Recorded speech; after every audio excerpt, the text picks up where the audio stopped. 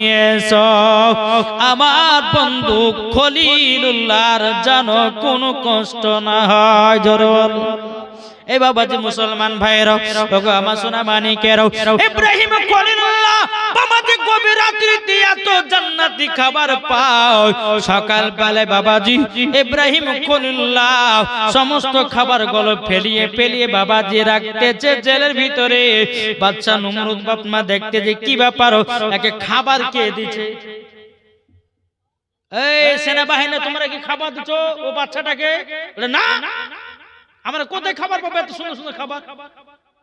বাদশা নমরুদ আপনার জেলের কাছে গিয়েছে, যাওয়ার পরে দেখতে যে বাবা যে খাবারগুলো মানে ফেলিয়ে রেখেছে বাবা, খুসাগুলো, হ্যাঁ বেদানা, আপেল মানে জান্নাতি ফল, যে খুসাগুলো ফেলিয়ে রেখেছে, এত সেন্ট করছে। এখন এই বাদশা নমরুদ আপনার কি করেছে, খুসাগুলোকে নিয়ে লাকে যেমন শুনে, খবরদার তুমি জান্নাতের সেন্ট শুনবে না। জোরে বলেন সুবহানাল্লাহ। জান্নাতে তুমি ইব্রাহিম খলিলুল্লাহ যখন এই কথা বলেছে বাদশা নমরুদ, তুমি কি পাগল হয়ে গেছো? হ্যাঁ জান্নাত কোথায়? আর তুমি যে জান্নাতের সেন্ট নিবে না, মানে বলে শোনো, এটা আমার আল্লাহ পাক আল্লাহ তাআলা ফেরেশতারা আমাকে জান্নাতি খাবার দিয়ে গেছে। তোমার মতো মানুষ জান্নাতের সেন্ট শোনার কোন দরকার নাই। যে নিজেকে আল্লাহ বলে দাবি করে, তুমি নিজেকে আল্লাহ বলে দাবি করছো, মানুষজনকে মূর্তি পূজা করাচ্ছ, তোমার মতো মানুষ জান্নাত তো দূরের কথা, জান্নাতের গেট পর্যন্ত তোমার নসিবে জুটবে না। 7 দিন পার হলো, খাবার দিল না, পানি দিল না, কিচ্ছু দিল না, তবু ইব্রাহিম খলিলুল্লাহ ওই জেলের ভিতরে 7 দিন পার হয়ে করে একবার নূরানি চেহারা নিয়ে বাড়ি আসতেছে। বলো সুবহানাল্লাহ। এখন বাদশা নমরুদ বলতে যায়, এই ব্যাপার কি? এই ছেলেটা 7 দিন থাকলে পর তো শরীর টুড্ডামে হয়ে যাবে, চোখ মুখ ঢুকে যাবে, কিন্তু তাজা হয়ে বেড়াচ্ছে কেন? তখন সমস্ত সেনাবাহিনী বলছে, বলো গো বাদশা নমরুদ, তিনি হচ্ছে আলাদা, তিনার পার হচ্ছে আলাদা। বেরাদ মুসলিম সামানিকরা, এই সোনামানিকেরাও, ইব্রাহিম খলিলুল্লাহকে বাবাজি ওখান থেকে আপনার ছেড়ে দেওয়া হলো। আর বাদশা নমরুদ বলতেছে, গো তোমরা শুনে রেখে দাও, শুনে রেখে দাও, ছেলেটাকে তোমরা সব সময় নজর রাখবা, একে কোন সময় ফাঁকে দেওয়া যাবে না। বাবাজি মুসলমান ভাইরাও, এই সোনা মানিকেরাও, এখন বেরাদার ইব্রাহিম খলিলুল্লাহ বাড়িতে এসেছেন। আসার পরে তিনি আব্বাকে বলছে, আব্বা আপনি মূর্তি বিক্রি করছেন কেন? তখন তিনি আব্বা মুখখান ধরে বলছে, বেটা চিল্লায় না, যদি বাদশা নমরুদ শুনতে পায় আমাদের কার খেতে পেনতে দেবে না। বলে আব্বা বাদশা নমরুদ আমাদের খাওয়ার জন্য নয়, খাবারের মালিককে। আমার ইব্রাহিম খলিলুল্লাহ বলতেছে, বলে আব্বা গো খাবারের মালিককে? এ বলতেছে বাদশা নমরুদ, খাবার মালিক হলো আমার আল্লাহ। জোরে বলে। এখন তিনি আব্বা বলছে, বেটা তুমি আল্লাহ বলে করতে কি পাইলে? তিনি আব্বার সাথে কথা কাটাকাটি করছে। তখন সবাই মূর্তি পূজালে পাগলা। জি কোথায় পাইলে তুমি? বলে আব্বা আমার সঙ্গে জঙ্গলে চলেন। ইব্রাহিম খলিলুল্লাহকে দিয়ে বাবাজি তিনি আব্বাকে নিয়ে একটা জঙ্গলে গেল। আল্লাহর কাছে দুখানা হাত তুলেছে, বলে আল্লাহ গো, আল্লাহ আপনি সত্যি করে যদি আল্লাহ হন আমাকে একটু সাড়া দেন। আল্লাহ তুমি সাড়া দাও, আমার আব্বাকে জানাতে চাই মূর্তি আমাদের কখনো রব হতে পারে না। আর তিনি আব্বা বলতেছে, বলে বেটা যদি তোমার আল্লাহ সাড়া দেয় তাহলে জানবো যে তুমি ঠিক কথাই বলেছো। একটু বাবা অনেকক্ষণ ধরে কান্নাকাটি করলো, বাবা সারা দেয় না, সারা দেয় না। আল্লাহ পাক আল্লাহ তাআলা বলছে, জিবরিল জলদি করে যাও, যাওয়ার পরে আমার বন্ধু ইব্রাহিম খলিলুল্লাহকে তুমি গায়বী আওয়াজে জানিয়ে দাও, ইব্রাহিম তোমার কথাই ঠিক, আমি এক আল্লাহ, আমি তোমাকে আমাকে সারা পৃথিবীটাকে বানিয়েছি। জোরে বলেন সুবহানাল্লাহ। এ বাবা মুসলমান ভাইরাও, ওগো আমার সোনা মানিকেরাও, ইব্রাহিম খলিলুল্লাহ বলতেছে, বলো গো আল্লাহ ইনি কে? আমার আল্লাহ বলতেছে, বলো গো ইব্রাহিম খলিলুল্লাহ ইনি তো আমার ফেরেশতা হযরতে জিবরিল আমিন, তোমার কাছে পয়গাম পাঠাবে, তোমার কাছে সমস্ত জিনিসের খবর পাঠাবে।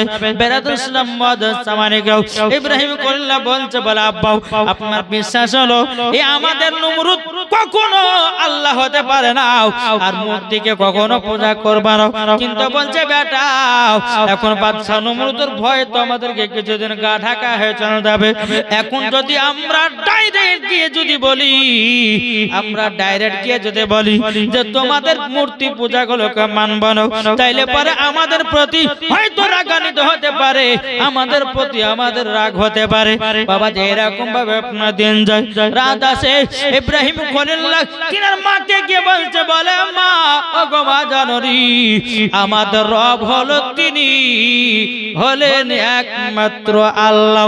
ও মা জানরি, যিনি আসমান জমিন পাহাড় পর্বত আপনার কিনা চাঁদ সূর্য গ্রহ তারাকে সবকে বানিয়েছে, তিনি হলেন আমাদের আল্লাহ। জোরে বলেন। কবি বলতেছে, পাইলে নিরালাই গো নবী, পাইলে নিরালাই। এটা জোরে হবে না? সুবহানাল্লাহ বলুন।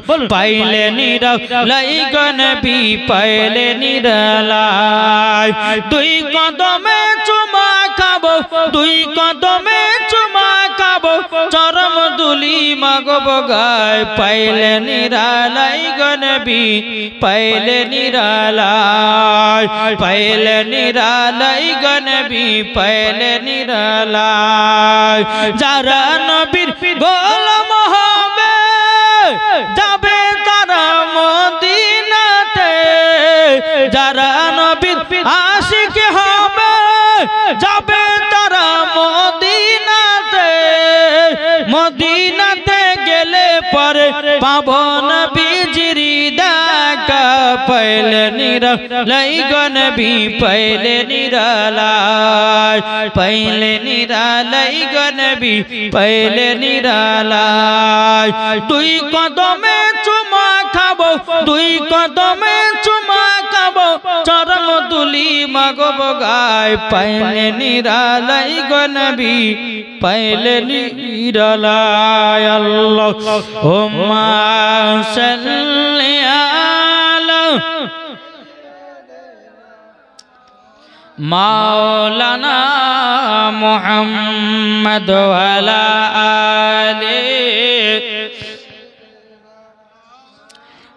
মাওলানা মুহাম্মদ সাল্লাল্লাহু তাআলা আলাইহি সাল্লাম। বাবা যে মুসলমান ভাইরাও, এই সোনা মানিকেরাও, এইরকম ভাবে দিন যায়, রাত আছে বাবা, এরকম ভাবে আপনার বছর পর বছর আপনার পার হয়ে যায়। এদিকে ইব্রাহিম খলিলুল্লাহর বয়স বাবাজি 21 বছর পার হয়ে গেল। কত বছর? 21 বছর।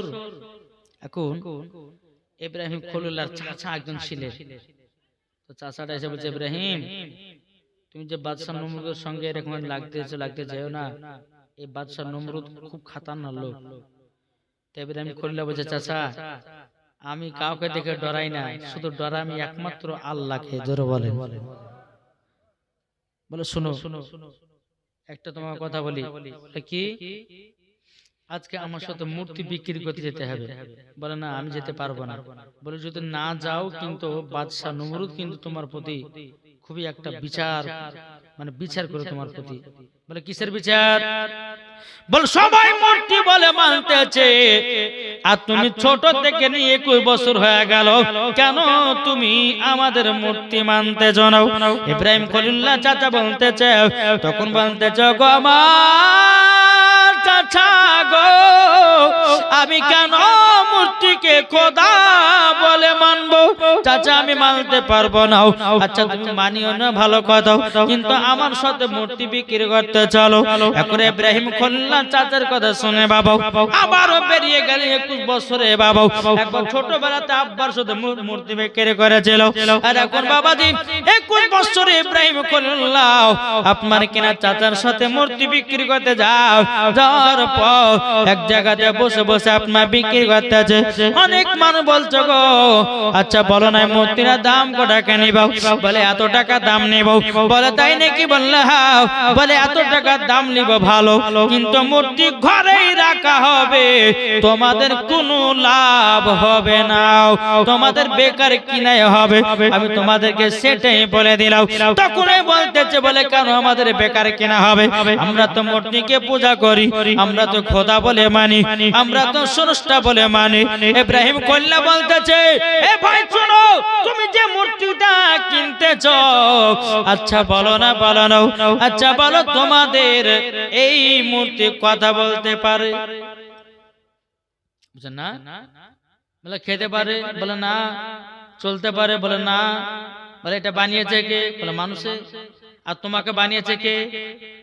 তখন আর জবাব নেই। ইব্রাহিম খলিল বলছে চুপচাপ থাকলে কেন? বলো এই মূর্তি কে বানিয়েছে? বলে মানুষে। তোমাকে? বলে সেটা তো বলতে নাই, পাগল কোথায়। যেই মূর্তিকে মানুষ বানাচ্ছে আর তোমাকে কে বানিয়েছে তুমি জানো? ইব্রাহিম খলিল বলতে কে? বলে তোমাকে আমাকে সারা পৃথিবীর মানুষকে বানিয়েছেন আমার আল্লাহ। জোর বলে। কিন্তু বাবা যে মানুষটা মূর্তি আর নিল না, তখন বলে যে বলো বলো পড়তে লাগো লা ইলাহা ইল্লাল্লাহ ইব্রাহিম খলিলুল্লাহ। জোরে বলেন সুবহানাল্লাহ।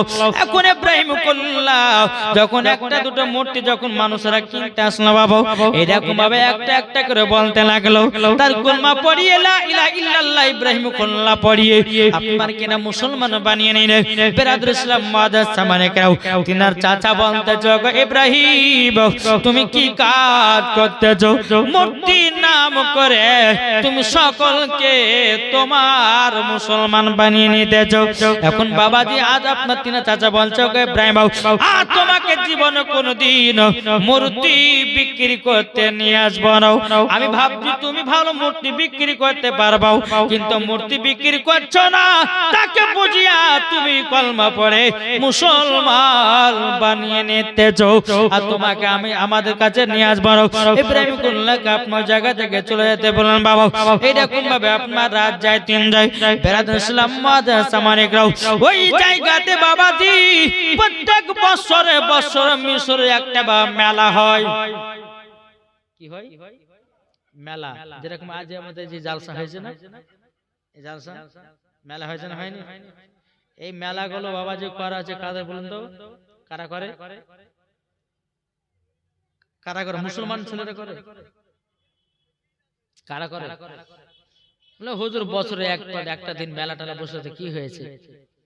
কিন্তু বাজি এই মেলাটা উঠেছে ওই বাদশাদের নমরুদের কাছ থেকে। জি ইহুদিদের থেকে। জি আজ আমাদের মুসলমানদের ঘরে সে মেলা উঠছে। শুধু এখানে বলে প্রত্যেক জায়গায়। আমরা তো জালসা যাচ্ছি রে বাপ।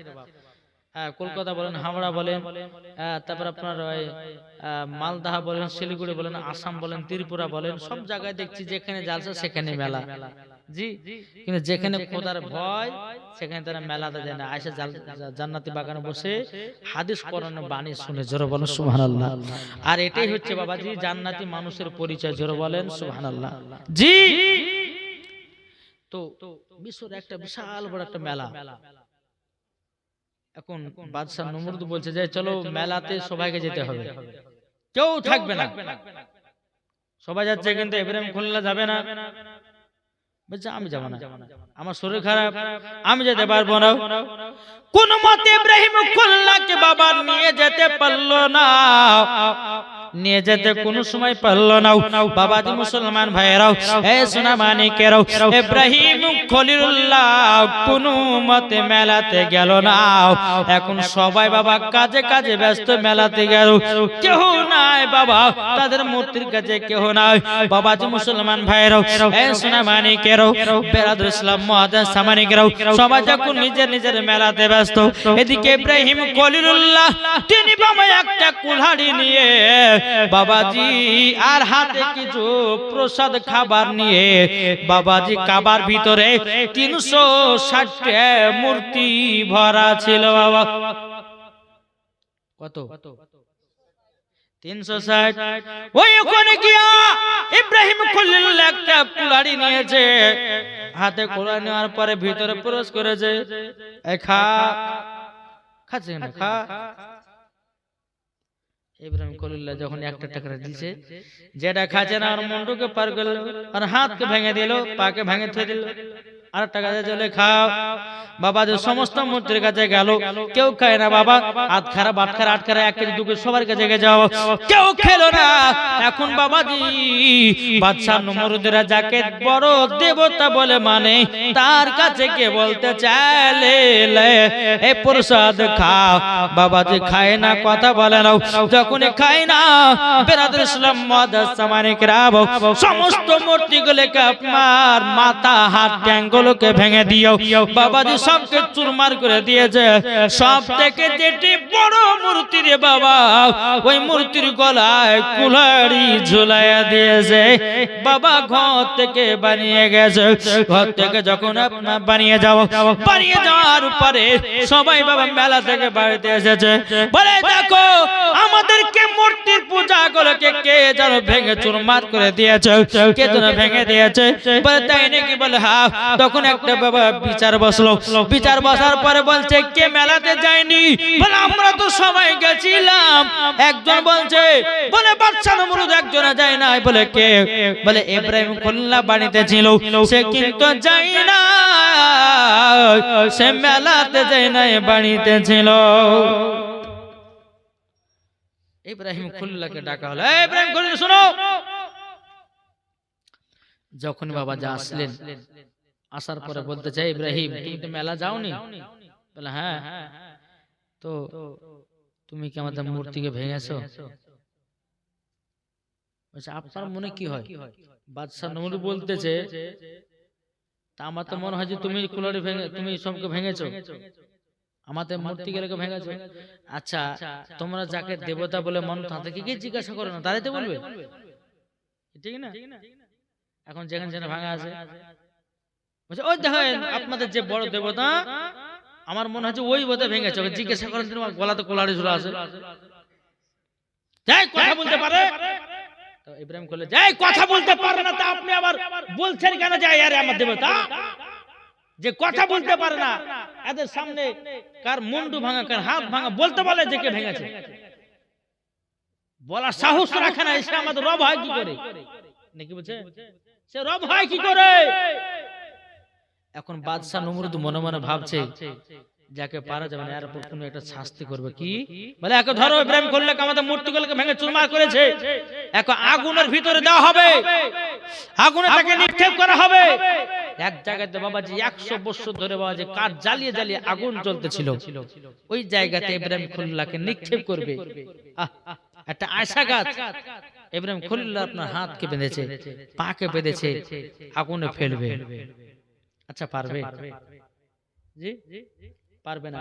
আজ আমি বলতে চাই মায়েদেরকে যে এই ইব্রাহিম খলিলুল্লাহ 1 নয় 2 নয়, ইব্রাহিম খলিলুল্লাহকে আপনার আগুনে ফেলার জন্য বাবাজি প্রায় কমসে কম 40,000 মানুষকে ফিট করেছে। কত বললাম? 40,000 মানুষ। ইব্রাহিম খলিলুল্লাহকে বাবাজি তুলে ফেলবে, কিন্তু শক্তি নাই। এদিকে ইবলিস শয়তান বলছে, বাদশা নমরুদ শোনো, তোমার 40,000 মানুষে পারবে না।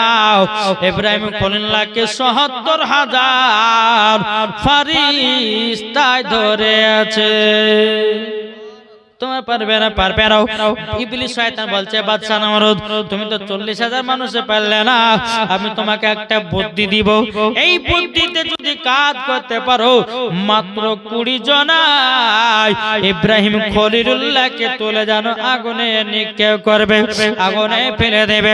এ বাবা মুসলমান ভাইরা, বাবা আমার সোনা মানিকেরা, বাদশা নমরুদ বলছে, এই শয়তান বল কি তোর বুদ্ধি বল। তখন বলে, এক কাজ করো, কিছুটা মেয়েদেরকে আর কিছুটা বেড়া ছেলেকে ধরে নিয়ে এসো। ধরে নিয়ে আসার পরে তাদেরকে জিনা করাও। বাবাজি মুসলমান ভাইরাও, অনেক বাবাজি মানুষে ভিড় লেগে গেছে। কেন বলুন তো বাবা? ইব্রাহিম খলিল্লাহকে আগুনে নিক্ষেপ করবে, সমস্ত মানুষ বাবা দেখতে এসেছে। এখন শয়তান বলছে 20টা বেড়া ছেলে 20টা মেয়ে ছেলেকে ডেকে নিয়ে এসো। নিয়ে আসা হলো।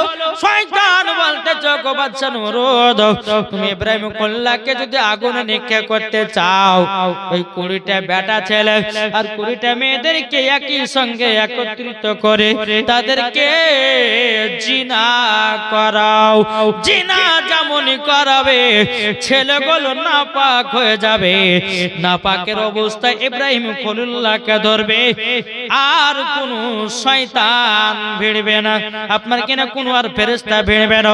বাবা যে মুসলমান ভাইরাও, আচ্ছা বলুন না, কোন ব্যক্তি যদি নাপাক থাকে তার কাছে ফেরেশতা আসে? আসবে? আসবে না। তো বাদশা নমরুদকে যখন এই কথা বলো, শয়তান 20টা বেটা ছেলে 20টা মেয়ে ছেলেকে ডেকে নিয়েছে, একই জায়গাতে একত্রিত করে তাদেরকে জিনা করালো। জিনা করি বেটা ছেলেগুলো নাপাক হলো।